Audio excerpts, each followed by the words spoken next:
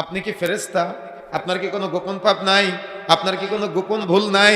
পৃথিবীর মানুষ যদি আপনার গোপন পাপটা জানে তো আপনার কি অবস্থা হবে?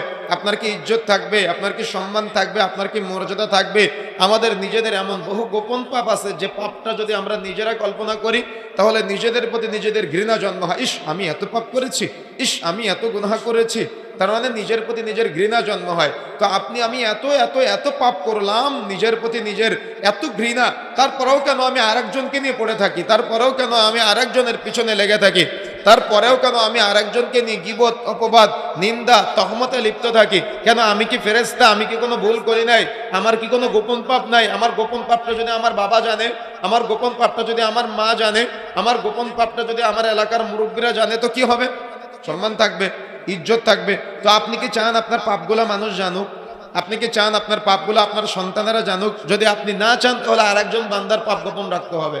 যদি আপনি না চান যে আপনার পাপগুলো উদ্ঘাটন হোক, আপনার পাপগুলা মানুষের কাছে প্রচার হোক, তাহলে অন্য আল্লাহর কোনো এক বান্দার পাপ গোপন রাখবেন আর ভাববেন যে আল্লাহ আমি অমুক বান্দার পাপ গোপন রাখলাম, তুমি আমার পাপটা গোপন রাখিও। যদি আপনি এভাবে নিয়ত করতে পারেন, কিয়ামতের মাঠে বিভীষিকাময় পরিস্থিতিতে আপনার যত গোপন পাপ আছে কিয়ামতের মাঠে আল্লাহ সুবহানাহু ওয়া তাআলা এভাবে সব আড়াল করে দিয়ে বলবে, তুমি যদি এই বান্দা হয়ে আমার বান্দার পাপ গোপন করতে পারো তো আমি রহমান হয়ে কি তোমার পাপ গোপন করতে পারি না? সুবহানাল্লাহ।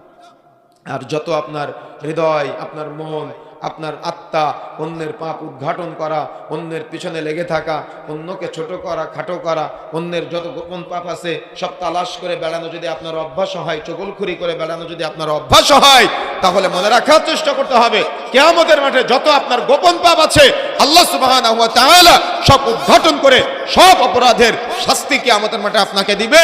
এবং কিয়ামতের মাঠে সকল মানুষের সামনে আল্লাহ রাব্বুল আলামিন আপনার পাপগুলো প্রকাশ করে দিবে।